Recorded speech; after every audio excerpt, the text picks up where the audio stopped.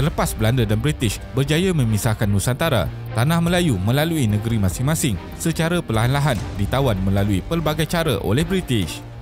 British mengamalkan campur tangan dalam urusan pentadbiran negeri menyebabkan ketidakpuasan orang tempatan dan pembesar di situ yang akhirnya membawa kepada beberapa siri penentangan. Pelbagai perjanjian yang dibuat berserta tipu helah kepada Sultan dengan tujuan mereka dapat mengekalkan kekuasaan di wilayah ini. Jadi, dalam video kali ini, kita akan melihat bagaimana penjajahan British di Tanah Melayu. Teruskan menonton. Penjajahan British di Tanah Melayu.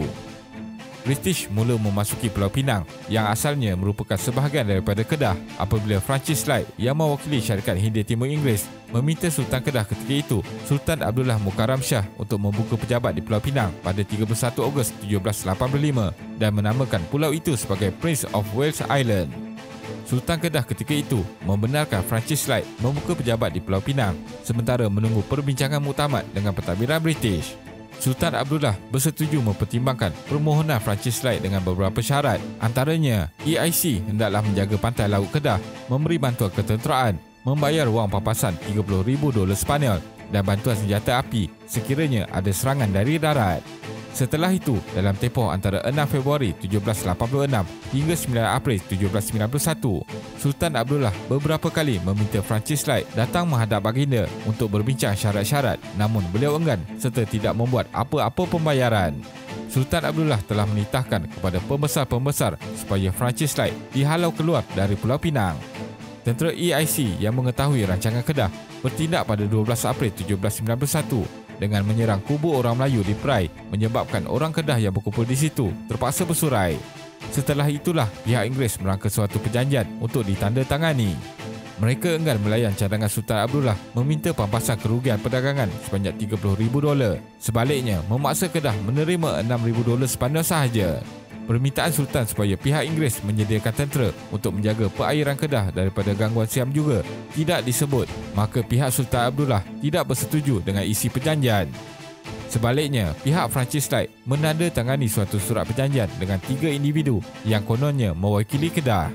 Apabila Sultan Abdullah telah mangkat, baginda digantikan oleh Sultan Diauddin Mukarram Shah. Pada 1800, Gubernur Sir George Lees menghantar wakil bernama Counter ke Kedah menghadap Sultan Diauddin untuk memohon kawasan negeri Kedah bertentangan Pulau Pinang dalam usaha mencukupkan bekalan makanan bagi penduduk yang semakin ramai. Selepas berbincang, Sultan Diauddin bersetuju supaya kawasan dinamakan Seberang Perai ditadbir oleh pihak Inggeris dengan bayaran $4,000 Sepanyol setahun. Namun isu ketenteraan untuk menjaga perairan Kedah yang dituntut sejak lama terus diabaikan. Perjanjian itu nyata amat berat sebelah. Pada Julai 1825, Parlimen Inggeris meluluskan atau membenarkan syarikat Hindia Timur Inggeris menubuhkan negeri-negeri selat iaitu terdiri daripada Pulau Pinang, Melaka dan Singapura yang diletakkan di bawah satu kerajaan yang beribu pejabat di Pulau Pinang. Ibu pejabat ini kemudian telah dipindahkan ke Singapura atas sebab-sebab ekonomi dan perdagangan. Penubuhan negeri-negeri selat ini bertujuan memudahkan urusan pentadbiran dan perdagangan Inggeris. Di peringkat awal penubuhannya, negeri-negeri selat ini sering mengalami masalah kewangan untuk membiayai urusan pentadbiran dan terpaksa dibantu oleh kerajaan Inggeris di India.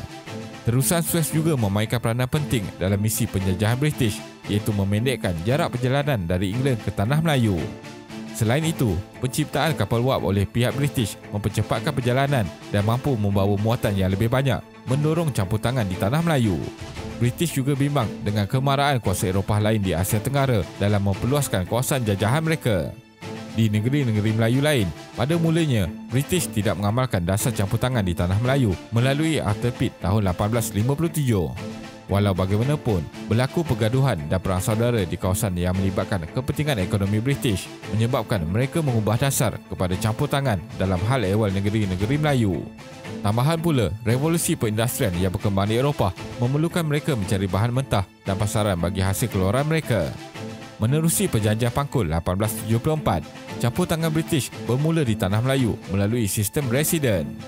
British telah menempatkan J.W.W. Bush sebagai residen Perak yang pertama dan J.G. Davidson sebagai residen Selangor pada tahun 1874.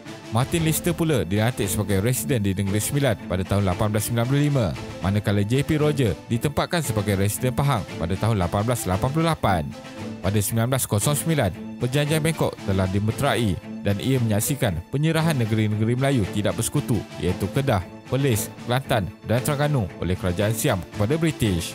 Kerajaan British telah melantik seorang penasihat British di setiap negeri tersebut. Pada tahun 1914, negeri Melayu terakhir, Johor, turut menyertai gabungan ini. British yang menjajah Sarawak secara tidak langsung melalui James Brooke dilantik sebagai Gubernur Sarawak pada 24 November 1841 menggantikan Pangeran Indra Mahkota.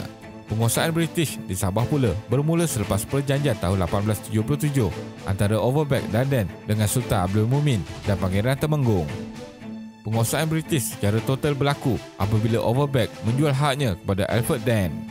Pengambil alihan Persatuan Sementara Borneo Utara British oleh Syarikat Berpiagam Borneo Utara pada tahun 1881 menyebabkan Sabah ditadbir oleh William Cowie, pengarah urusan Syarikat Berpiagam Borneo Utara. Penentangan terhadap British. Penjajahan British di Tanah Melayu menyaksikan beberapa fasa penentangan. Ia bermula seawal pendudukan British di Pulau Pinang oleh Sultan Kedah pada tahun 1791 sehinggalah berlakunya beberapa penentangan oleh pembesar dan penghulu di serata negeri.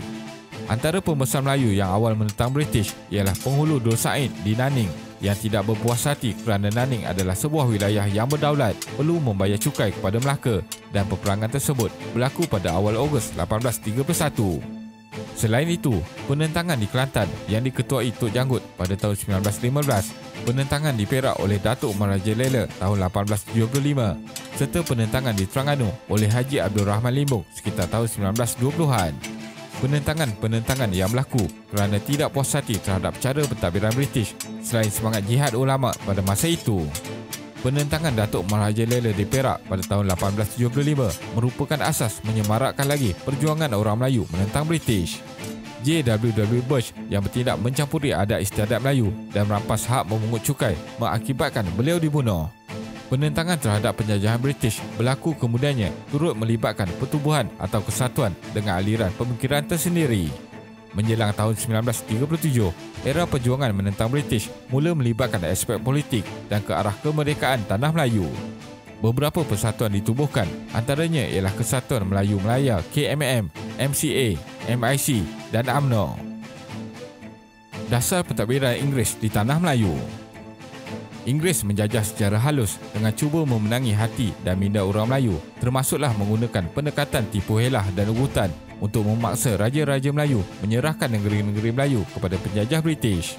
Bagi mengelakkan kebangkitan penentangan berterusan di kalangan orang Melayu, British menggunakan pendekatan muslihat sistem residen, iaitu melantik pegawai British sebagai residen sebagai penasihat raja. Kerajaan British mendakwa kedatangan mereka bukan sahaja untuk menjajah kerana mereka masih mengekalkan sistem kesultanan. Hakikatnya, residen yang dilantik ini seakan mempunyai kuasa dalam semua bidang pemerintahan kecuali dalam bidang agama dan adat istiadat Melayu. British amat memahami bahawa kedua-dua perkara tersebut sangat sensitif dan tidak boleh sama sekali dihapuskan. Namun begitu, pegawai-pegawai British dilihat secara rakus mengambil alih kuasa pentadbiran dan pemerintahan di Tanah Melayu termasuk urusan ekonomi. Hak mentadbir negeri oleh Sultan telah diketepikan sama sekali. Kedatangan penjajah Barat bukan sahaja untuk menguasai bahan mentah tetapi juga penyebaran agama Kristian.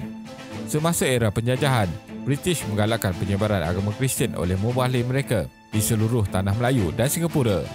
Penjajah turut mengubah sistem sosial di mana menyebabkan penyatuan masyarakat terpisah untuk mengaut hasil bumi dari Tanah Melayu sebanyak mungkin. Sebagai contoh, kedatangan British telah menyebabkan imperialisme ekonomi secara besar-besaran, khususnya peladangan getah. Aktiviti pelombongan membawa kepada penghijrahan bangsa Cina yang ramai. Penduduk Bumi Putera pula disisihkan dari kegiatan ekonomi komersial. Sebaliknya, hanya menjalankan aktiviti tradisional seperti mencari hasil hutan, pertanian dan nelayan. British melaksanakan dasar pecah dan perintah yang memungkinkan kerjasama antara kaum tidak wujud. Penduduk yang pelbagai bangsa telah dikumpulkan mengikut kawasan penempatan, sektor pekerjaan, sistem pendidikan vernakular dan politik perkauman. Jelas bahawa tujuan pihak British adalah untuk menggunakan sumber tenaga buruh yang murah untuk dieksploitasi. Pengakhiran penjajahan British.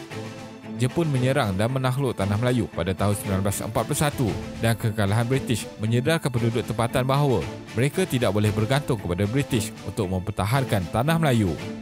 tindakan Jepun menyerahkan negeri-negeri Melayu Utara kepada Siam pada Ogos 1943 menyedarkan penduduk tempatan bahawa Jepun tidak berminat untuk memberi kemerdekaan kepada tanah Melayu. Selepas 3 tahun setengah, Jepun menyerah kalah dan British kembali menguasai tanah Melayu.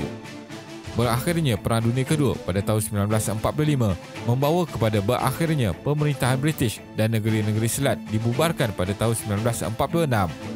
Pada tahun 1948, negeri-negeri di Tanah Melayu bersama-sama negeri Melaka dan Pulau Pinang bergabung membentuk Persekutuan Tanah Melayu di bawah naungan British. Akhirnya, selepas beberapa lagi siri peristiwa dan penentangan terhadap British, Tanah Melayu telah berjaya mencapai kemerdekaan penuh pada tahun 1957 yang dikenali Persekutuan Tanah Melayu. Kesimpulannya, kedatangan penjajah ke sini telah banyak mengubah landscape geopolitik orang Melayu. Tanah Melayu kehilangan sumber asli yang sangat banyak disebabkan bahan ini mendapat permintaan tinggi di luar. Kini, kesan penjajahan Inggeris selama 132 tahun memberi pengaruh paling kuat dalam corak pentadbiran dan struktur pembentukan sosial budaya masyarakat Malaysia. Dan akhir sekali, yang pasti, penjajahan beratus tahun lamanya serta ideologi kolonisme telah memisahkan kita sebagai bangsa serumpun di Nusantara. Terima kasih kerana menonton dan jangan lupa subscribe. Jumpa lagi.